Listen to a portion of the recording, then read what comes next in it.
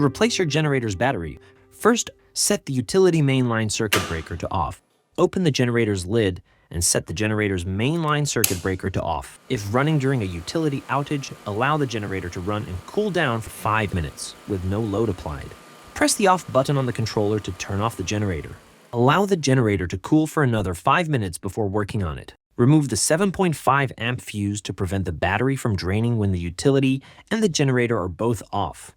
Next, remove the intake side panel. Disconnect the white battery charging cable, T1, located under the controller. Then completely disconnect the battery.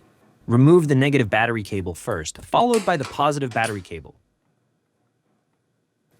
Remove the disconnected battery and insert the new battery. Connect the positive battery cable. Then connect the negative battery cable. Tighten the cable lugs with a wrench. Be sure the wrench never makes contact with both posts at the same time. This will cause a short and can be very dangerous. Connect the battery charger cable, T1, located under the controller.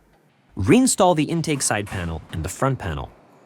Next, reinstall the 7.5 amp fuse. When the controller boots up, the install wizard should appear. This will allow you to set your time and date. Set the generator's mainline circuit breaker to on. Then, set the utility mainline circuit breaker to on. Place the generator into the auto mode. The generator is now ready to run in the event of a power outage.